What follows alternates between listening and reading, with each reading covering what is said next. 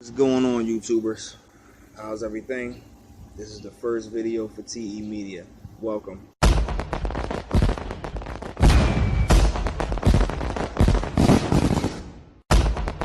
First thing we're going to talk about is this All Eyez On Me movie. I'm going to give y'all a review, quick breakdown. I definitely did watch it, and I definitely will give my honest opinion on it.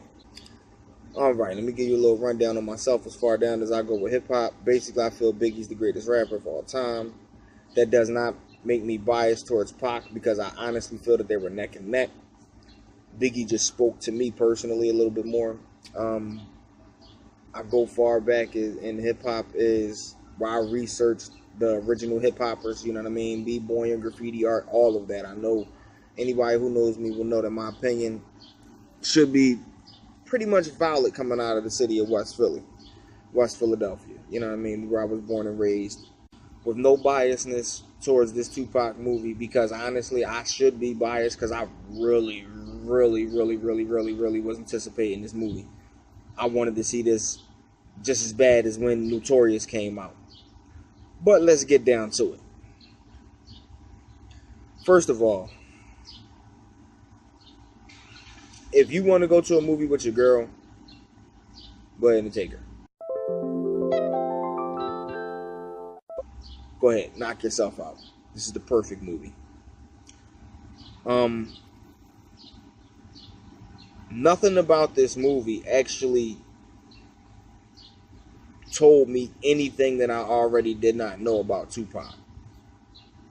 Now, maybe really a bare minimum of people I say conversations he might have had, you know what I mean, stuff like that, you know what I mean. Okay, maybe that stuff, yeah.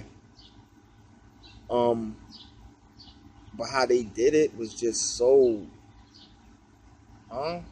it was so stupid. It was so non-put together. I could have grabbed one of the best YouTubers and gave them the same scenes with the same information, and they would have did a much better job than those guys. Just the timeline of it was just not good. The scenes where, you know, in the beginning, I start from right there. You know, they introduce people to the story, and you like, well, who the fuck is this dude? You get what I'm saying? They never give any type of backstory on anybody. You know what I mean? Homeboy that act, I didn't sit back and get into all of the names or who was playing this role or who played that role. I don't do all of that. You feel what I'm saying? So if you're looking for that, go to another YouTube channel. But this right here was not the Pac movie that I thought, and I don't think that any of his true blue fans really was expecting to come in. I'm gonna be honest with y'all, I drifted off through the movie a lot. And I never thought that would happen with Tupac being on the name of anything. You get what I'm saying? They never got into how bad people did not want to sign him due to the song Brenda's Got a Baby. They never got into that. That's something that they should have dug into.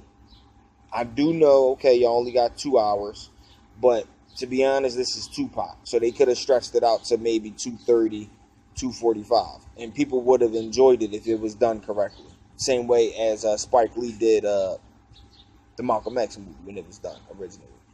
But, dude, homie definitely looked just like Pac. That was big ups for that.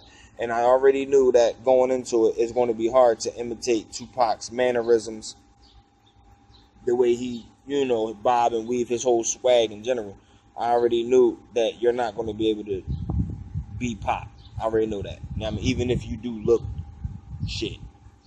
If he walked down the street right now, that's probably the boy everybody thought was Pac when they kept saying Pac was alive. That's how good he looked like him. You know what I mean? But it just really wasn't Tupac. Like, everybody was expecting, is it going to be Notorious or is it going to be straight out of Compton? And to be honest with you, that wasn't even Notorious. That was the music is what had me into it. But even in Notorious, they timelined it a lot better. They just could have dug deeper into the Biggie story. You know, now Tupac's mom, Miss Shakur, yeah, she was. I love the way the young lady who played her did an excellent job. When I say excellent, that was an excellent job that she did of her. That was an excellent job. They should have went and found her son and made him Tupac. But the death row scenes, they were way out of place. You know, they jumped in and out of everything. Bang, bang, boom. It was, you know what I mean, 1 minute you hear it, next minute you over here. I guess they thought that was going to be like a roller coaster ride, but it was kind of corny because I'm sitting here and I'm trying to learn something. Like, you got to remember, this was 20 years ago when Pac passed away.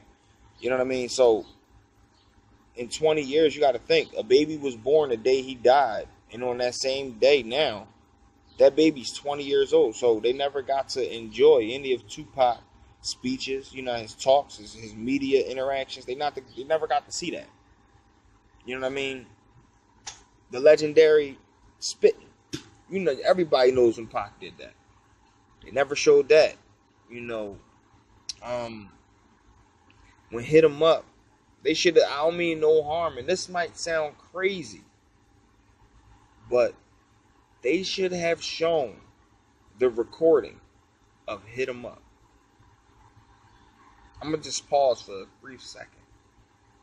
Because you don't know how bad us original Pac fans really wanted to see what went in to Hit 'Em Up. We already hear the lyrics. We already know the lyrics by heart. But we never understood fully where Pac was just like, it's time. Because remember, they did show the OG in the prison. That was hot. How when he was like, yo, turn that shit up.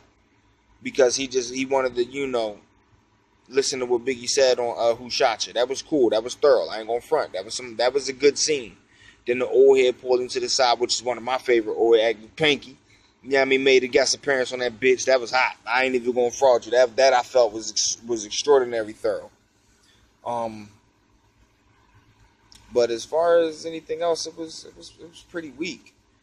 They need, you know, I'm hoping and praying that kind of like King Kong and all of these other ones, that they really try to do another Pac movie. The Michelle A. movie documentary wasn't even as good as this one. The Belle Biv and DeVoe New Edition, that was not as good as this. I mean, that was way better than this. Like, they were on so many different pedestals over than, like I said, this was lower than Notorious. And I was totally not happy on Notorious. I was not happy at all. And it sucked. It sucked. I don't care. But it's cool. Hopefully somebody will try to fix it or something in another 20 years or something. Hopefully. That'd be great if somebody would do this guy's true history over, because it was so awesome, and a lot of facts that I know and dug up from Tupac wasn't even in the movie. You know, the fact that he worked at a pizzeria, that was never shown. It wasn't even glossed over. It was never shown that he was actually out there, you know, really trying. You know, he went from, they never showed Poetic Justice. They're showing all of the movies, right? And they show, you know, Above the Rim. They talk about Above the Rim, rather. You know, they show the scene with him and Omar Epps. That was weak, because they should have never put that young man in that position. Now you gotta act like how Pac act on Juice. Whoa! That's a big ass task. That task is big enough alone that you already gotta be Pac. Now you want me to be Pac when Pac was being Bishop? Oh no. That's not gonna work. But they said, you know, and I remember this when I was coming up, that there was a controversy about Tupac being on Poetic Justice. Why they never showed or never interacted with that when he met Janet Jackson? Like, that's an icon. He met icons, and they never showed the icons that he honestly influenced. You get what I'm saying? While he was here on this earth. That's neither here nor there. They just wanted to show Biggie, I guess. They showed when Biggie came to the hospital, but that was that. You know what I mean? Show Biggie, you know, a couple scenes with Big or whatever, but it should have been a lot more. Should have been a lot more. And it could have been, see, I know the life of Pop. I know the life of Big. Like I said, I really enjoyed their music to the point where I felt that, you know what I mean, they're worthy of me going back to research and dig deep. And it was a lot of things that made you really look at them in a different way. You know what I mean? They never showed the true struggle of Pop. What he really went through as a kid, you know, wearing the same pair of clothes, wear the same pair of jeans every day. You know, I'm not saying that Tupac was the worst. I'm not saying that he was the best, but I'm just saying that movie honestly could have, just his life alone and what I know, could have shut down documentaries for like a good 4 years, to where nobody would have not wanted to put out a documentary or a movie or anything like that about their life. Or if they would have done it, they'd have had to lie 90% of the way through it. You get what I'm saying? Now they just opened up the door for everything else. And I will give a shout out to the homie that plays Snoop. Because whoever he is, that boy sounded like, just like Doggo. He sounded just like him. For a hot sec, that's one of the things that brought me out of my days.